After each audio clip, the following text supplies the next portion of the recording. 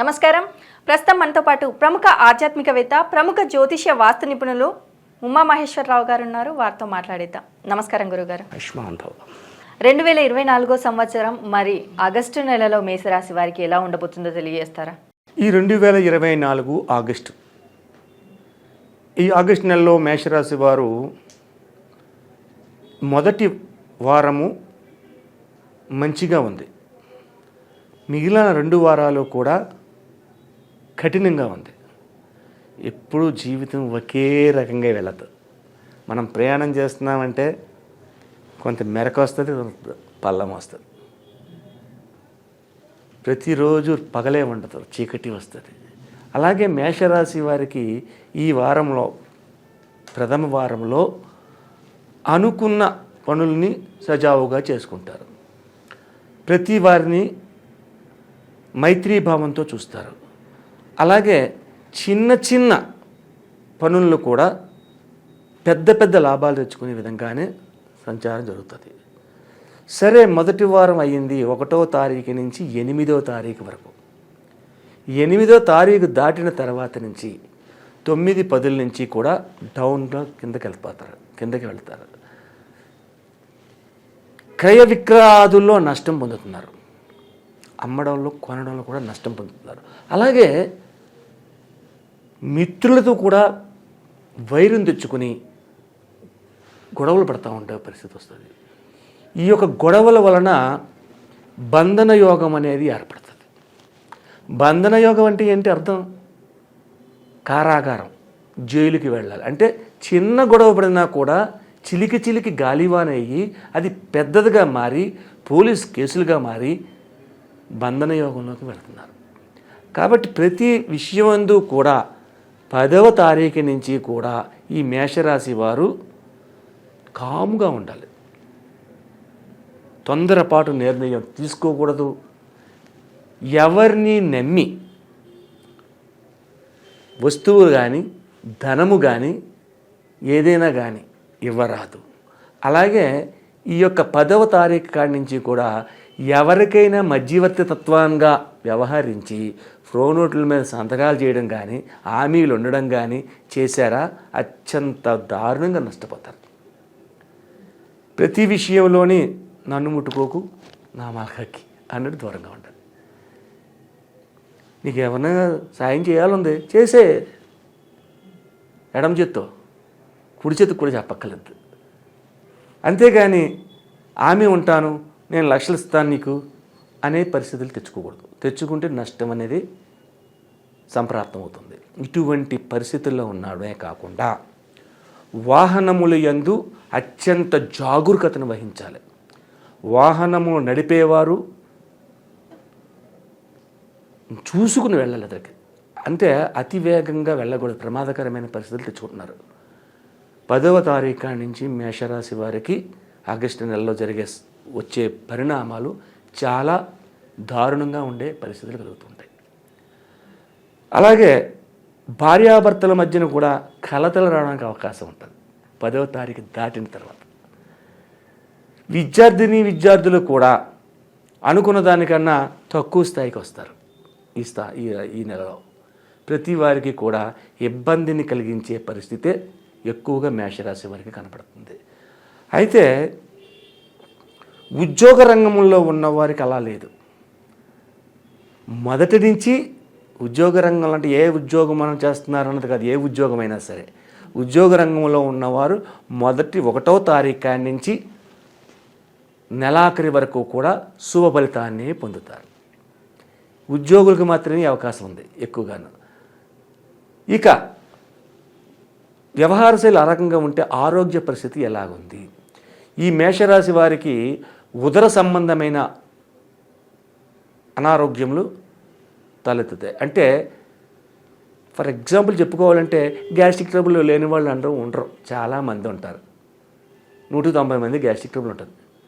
ఆ గ్యాస్ట్రిక్ కదా అనుకుంటే కుదరదు. ఇక్కడ అది అల్సర్గా మారే పరిస్థితి వస్తుంది. గ్యాస్ట్రిక్ కాస్త అల్సర్ అవుతుంది. అల్సర్గా మారితే ప్రమాదం అవుతుంది. అటువంటి పరిస్థితుల్లో ఈ యొక్క రాశివారు ఈ యొక్క ఆగస్టు నెలలోని అత్యధికమైన జాగరూకతను తీసుకోవాలి. వైద్యాన్ని తప్పనిసరిగా వైద్య సేవల్ని పొందాలి. చిన్నదానికైనా సరే తర్వాత చూద్దామని అనుకోకూడదు. ముందు అర్జెంటుగా వైద్యుని కలిసి అక్కడ వైద్య సేవను తీసుకుంటే ఆరోగ్యవంతమైన పరిస్థితులు కలుగుతూ ఉంటాయి. సరే, ఈ యొక్క ఆగస్టు నెలలో మేషరాశి వారికి అన్ని విధములుగా కూడా నష్టదాయకంగా కష్టదాయకంగా ఉన్నది అని చెప్పింది. అంటే ఉద్యోగ రంగాన్ని తప్పించి ఉన్నవారందరికీ నష్టదాయకం కష్టదాయకంగా 10వ తారీఖు నుంచి ఉంది. దీని పరిష్కార మార్గం ఏం చేస్తే బాగుంటుంది, దీన్ని పాటించాలి, కంపల్సరీగా పాటించాలి. ఏ దేవుడిని మనం ఏ పరిస్థితుల్లో మనం చెయ్యాలి అన్నది. శ్రీశైల క్షేత్రాన్ని దర్శించాలి. శ్రీశైల క్షేత్రం వెళ్ళి అక్కడ వల్లీ దేవసేన సమేత శ్రీ సుబ్రహ్మణ్య స్వామి గుడి ఉంది శ్రీశైలం లోపలే. ఆ వల్లీ దేవసేన సుబ్రహ్మణ్య స్వామి గుడిలోని కళ్యాణాన్ని చేయించాలి. అలాగే ఆ గుడి లోపల నాగదేవత ప్రతిమలు ఎక్కువగా ఉంటాయి. అభిషేకాలు చేపించే మండపం దగ్గర గోశాల దగ్గర ఉంది. శ్రీశైలం గోశాల దగ్గర కొంచెం దగ్గరలో ఉంది. అక్కడికి వెళ్ళి ఆవు నేతితోటి దీపాన్ని పెట్టాలి. ఆవు నేతితో దీపాన్ని పెట్టాలంటే ఏ దీపం పెట్టాలి? ఒక అరటి డొప్ప కానీ, అరటి డొప్ప మంచిది. ఆవు నెయ్యలో ఒత్తులు వేసేయండి. ముందు నేను కాడొత్తులు ఉంటాయి కదా, ఆ కాడ ఒత్తులు వేసేయండి. వేసేసి తడిపేసిన తర్వాత అరటి డొప్పకు అటు ఇటు 108 ఒత్తులు పెట్టండి. అరటి డొప్పలోనే పడతాయి. ప్రేమితులు పెట్టాలంటే మనకు వాళ్ళం అరటి డొప్పలోని ఆ టైపు కొన్ని ఒత్తులు వచ్చేలాగా ఈ టైపు కొన్ని ఒత్తులు వచ్చేలా చేసి కొద్దిగా ఆవు నెయ్యిని అరటి డొప్పలో పోసి అగరవత్తితో వెలిగించాలి. అగ్గిపుల్లతో కాదు, అగ్గిపుల్లతో అగరవత్తిని వెలిగించి ఒక చిన్న ప్రమిదిలో ఒక దీపం పెట్టి లేదంటే ఒక ఒత్తి వేసి ఓ దీపం పెట్టుకుని దీనికి అగరవత్తి అత్తమన్న ఆరిపోద్ది. అత్తమన్న అగ్గిపుల్ల వేయాలంటే కుదరదు. దాంతో దీన్ని తీసి అది వెలిగించాలి. ఏ సమయంలో వెలిగించాలి? సాయంత్రం సమయంలో వెలిగించాలి. 108 ఒత్తులు వెలిగించి నాగదేవతకి చిమ్మిలి నైవేద్యం పెట్టాలి. నువ్వులతో చేస్తారు, చిమ్మిలి ఉండలు అంటారు. చిమ్మిలి నైవేద్యం పెట్టాలి. పెట్టి నమస్కరించి ఎప్పుడైతే ఈ విధంగా వల్లీ దేవసేన సమేత శ్రీ సుబ్రహ్మణ్య స్వామి కళ్యాణం చేపించి సాయం సంధ్యా సమయంలో ఈ ఒత్తులు వెలిగిస్తారో శ్రీశైల దర్శనం కూడా చేసుకుంటారు. అలాగే భ్రమరాంబిక మల్లికార్జున కూడా దర్శనం చేసుకుంటారు. ఎప్పుడైతే ఈ రకమైన చిమ్మిల నివేదన చేశారో ఈ మేషరాశి వారికి కలుగుతున్న ఉపద్రవముల అన్నీ కూడా తొలగి ఉపయోగకరమైన పరిస్థితిని పొందుతారు. అయితే శ్రీశైల క్షేత్రానికి వెళ్ళి అన్నీ చేశారు, బాగానే ఉంది. రాత్రికి అక్కడ ఉండిపోవాలి. అయిపోయింది కదా, ఒత్తి లేగించేసాం కదా, మన పని అయిపోయింది కదా, ఇక్కడ ఉండబడింది, ఇంకా మనం ఇంటికి వెళ్ళిపోదాం అని చెప్పేసి బయలుదేరిపోతారు చాలామంది. అది తప్పది. ఈ కార్యక్రమం చేసిన తర్వాత శ్రీశైల క్షేత్రంలోని అక్కడ ఓ రూమ్ తీసుకుని ఆ రూమ్లో నిద్రించి ఉదయాన్నే మళ్ళా లేచి శ్రీశైలంలో దర్శనం చేసుకుని ఉచిత దర్శనం టికెట్ కొనుక్కుని దర్శనం చేసుకుని వస్తూ గణపతి దగ్గర ఆగాలి. సాక్షి గణపతి, ఆయన సాక్ష్యం చెప్పాలి. నాకు సాక్షి గణపతి దగ్గరికి వెళ్ళే ముందు వెళ్ళక్కర్లేదు, వెళ్ళిపోయే ముందు వెనక వెళ్ళాలి. గణపతి పూజ ముందు చేస్తారు, రైటే. శ్రీశైలం వెళ్ళినప్పుడు దేవుణ్ణి దర్శనం చేసుకుని అక్కడ గణపతి దగ్గరికి వచ్చి గణపతికి కొబ్బరికాయో అరటిపండు నివేదన చేసి అక్కడ కూర్చుని పద్మాసనం వేసి కూర్చోవాలి. గుడికి దగ్గరగా కొంచెం దేవుడు కనపడేలాగా అక్కడ ఆయన చెప్పాలి, మహానుభావ మేము శ్రీశైల క్షేత్రానికి వచ్చాం, సుబ్రహ్మణ్య స్వామికి వల్లీ దేవసేన సమేతనే చెప్పాలి. శ్రీ వల్లీ దేవసేన సమేత శ్రీ సుబ్రహ్మణ్య స్వామికి కళ్యాణమని చేయించాను, శివయ్యని దర్శనం చేసుకుని అభిషేకం చేసుకున్నాను, ఆ తర్వాత భ్రమరాంబ మాతని చూశాను. ఆ రోజు సాయంత్రం, ఇది ఉదయం చేశాం, ఆ రోజు సాయంత్రం ఇలా నాగ పడగ దగ్గరికి వచ్చి 108 దీపాలు పెట్టి చిమ్మిల నైవేద్యం పెట్టి మ్రొక్కి మళ్ళా ఇంటికి నేను బయలుదేరుతున్నాను. ఈ విషయం స్వామివారి చెవులే వేవేయ గణపతి అంటే అప్పుడు సాక్షి గణపతి సాక్ష్యం చెప్తాడు స్వామివారికి. అంతేగాని ఇదేం తెలియకుండా వెళ్ళిపోతారు, అక్కడ కొబ్బరికాయలకు పడేస్తారు, దండం పెట్టేస్తారు, వచ్చేస్తారు, గబ్బలాడతాను, ఇంటికి వెళ్తాను. ఇలా చేయకూడదు. ప్రతి పనికి ఒక క్రమశిక్షణ ఉంటుంది. ఆ క్రమబద్ధంగా చేస్తేనే అది ఫలితాన్ని వస్తుంది. శ్రీశైల క్షేత్రానికి వెళ్ళి సాక్షి గణపతిని సాక్ష్యం చెప్పించి మనం రావాలి. అయితే ఇక్కడ ఒక కార్యక్రమం కూడా ఉంది. శ్రీశైల క్షేత్రానికి మనం ఒక కారులో వెళ్తేనే బెస్ట్. ఎందుకంటే వస్తున్న దారిలో ఉమామహేశ్వర అనే ఊరుంది. చంద్రుడు ప్రతిష్ఠ చేసింది. ఆ కొండ కూడా చంద్రవంకలాగే ఉంటుంది. ఉమామహేశ్వర స్వామికి అక్కడ ఆరాధన చేయాలి. ఈ యొక్క చేసిన తర్వాత అప్పుడు మనం బయటకు రావాలి. ఈ కార్యక్రమాన్ని ఎవరైతే చేస్తారో అన్ని విధములుగా కాన మేషరాశి వారికి ఆగస్టు నెలలో వస్తున్న ఉపద్రవములు అన్నీ కూడా తొలగిపోయి సుఖ సంతోషాలతోటి వర్ధిల్తారు. సరే, ఈ యొక్క శ్రీశైల క్షేత్రం ఒకసారి వెళ్ళి వస్తే సరిపోయింది. కానీ ప్రతిరోజు కూడా ఏదో ఒక ఇబ్బందిని ఎదురు చూస్తూనే ఉంటున్నారు. కాబట్టి ఈ ఇబ్బంది మనకు కలగకుండా సంతోషకరమైన జీవితాన్ని పొందాలి ప్రతిరోజు ఎంతో కొంత అనే పరిస్థితి ఏం చేయాలి? దీనికి కూడా ఒక రెమెడీ ఉంటుంది. ఆ రెమెడీని ఇంటికాడ పాటించాలి, లేదంటే ఆలయంలో పాటించాలి. శివాలయంలోకి వెళ్ళాలి. శివాలయంలోని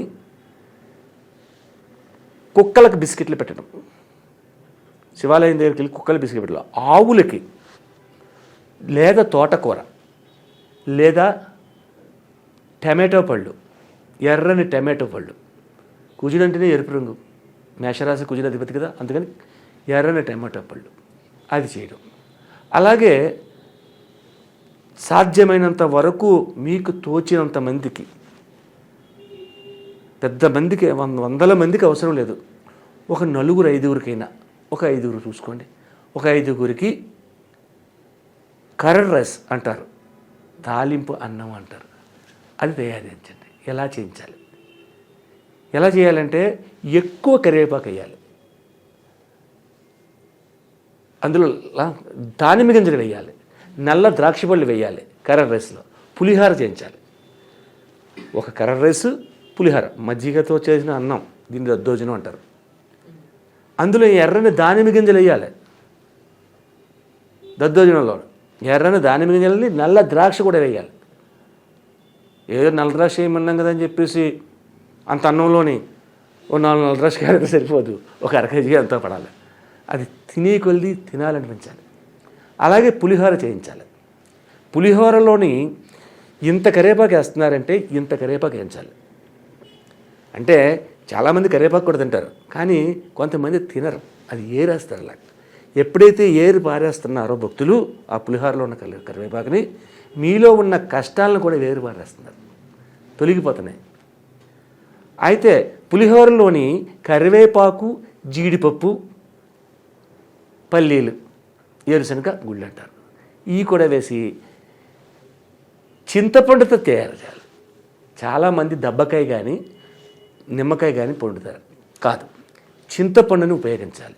చింతపండును ఉపయోగించి అది తీసుకొచ్చి ఈ మేషరాశి వారు ఈ ఆగస్టు నెలలో ఒక 3 రోజులు 3 సార్లు మీకు తోచిన వారంలో ఏదో వారంలో ఇది చేస్తూ ఉంటే చక్కని ఫలితాన్ని పొందుతూ ఉంటారు. అంటే ఎంతటి ప్రమాదకరమైన పరిస్థితి అయినా సరే సుబ్రహ్మణ్య స్వామి కళ్యాణం వల్ల నాగపడగ దగ్గర చిమ్మిలి నైవేద్యంతో 108 దీపముల వలన ఈ యొక్క చక్కెర పొంగలి, పులిహోర, దద్దోజనం వలన ఈ దోషాలన్నీ తొలగి సుఖ సంతోషకరమైన జీవితాన్ని పొందుతారని ఇది కూడా పురాణ విధానంలోనే ఉంది. ఈ వార ఫలములు, మాస ఫలములు, సంవత్సర ఫలములు, దిన ఫలములు ఇవన్నీ మనం చెప్పుకుంటున్నాం. మనం చెప్పే దాంట్లో ఈ యొక్క సంవత్సర ఫలితం చెప్పాను నేను. ఈ సంవత్సర ఫలితములో ఒక 60% మాత్రమే మీకు దగ్గరగా ఉంటుంది. అయితే లక్ష్మి అనే అమ్మాయి ఉంది. అమ్మాయికి జాతకం చెప్తున్నాం. లాలేలు అని చెప్పి అక్షంతరం బయలుదేరింది. మేషరాశి వచ్చింది. మేషరాశి గురించి చెప్పండి. లక్ష్మి ఒక్కట్లే లేరు. లక్ష్మి అన్నవాళ్ళు ఒక్కరు లేరు, కొన్ని వేల కోట్ల మంది ఉన్నారు. ఈ వేల కోట్ల మందికి ఇదే జాతకమా? నేను చెప్పింది గోచారాన్ని చెప్పాను. మీ యొక్క రాశి ఫలాన్ని కానీ, లగ్న ఫలాన్ని కానీ, లేకపోతే మీ నవాంశ చక్రం కానీ, రాశి చక్రం కానీ లేదు. గోచార చక్రాన్ని బట్టి నేను జాతకం చెప్పుకుంటూ వచ్చాను. కాబట్టి ఈ జాతకాల వల్ల నేను చెప్పిన పరిణామాల్లో 60% కరెక్ట్గా ఉన్నా, 40% మీకు నచ్చకపోయినా, నేను చెప్పిన పరిహారాలు, రెమెడీస్ తప్పనిసరిగా పాటించండి. లేదు మన పూర్తి జాతకాన్ని తెలుసుకోవాలి అని అంటే పర్సనల్గా కలవాలి. పర్సనల్గా కలిస్తే దానికి వచ్చిందంటే మీ రాశి, నవాంశ, ద్రేక్కాణం అనే చక్రాలు 8 చక్రాలు ఉంటాయి. ఈ 8 కుండలన్నీ పరీక్షిస్తాం. అది మీ జాతకమే. మీ నాడి బొటనవేలి ముద్రను తీసుకుంటాం, మీ హస్త రేఖలను చూస్తాం, మీ ముఖ కవళికలు చూస్తాం, ఫేస్ రీడింగ్, మీ న్యూమరాలజీని తీస్తాం. ఇన్ని విధాలుగా తీసి చెప్పే జాతకం మీకు కరెక్ట్గా వస్తుంది. అంతేగాని ఈ రాశి చక్రంలో చెప్పాడు, ఇలా చెప్పాడు అని అన్నది ఇది మాత్రం 60% మాత్రమే వస్తుంది. అది 100% వస్తుంది. కాబట్టి ప్రతి ప్రేక్షకులందరూ కూడా దీనిని గమనించి పర్సనల్గా కలవడం కానీ, లేకపోతే ఫోన్ నెలలో తెలుసుకోవడం కానీ చేయడం వలసిందిగా కోరుతున్నాం. ఆయుష్మాన్ భవ. అలాగే గురువుగారు, మీరు గనక గురువుగారిని పర్సనల్గా కలవాలి అనేసి అనుకుంటే కింద స్క్రోల్ అవుతున్న నెంబర్కి కాల్ చేసి గురువుగారి అపాయింట్మెంట్ తీసుకోవచ్చు. సో ఇంకా లేట్ ఎందుకు, ఆలస్యం చేయకుండా గురువుగారికి కాల్ చేసేయండి. Thank you so much.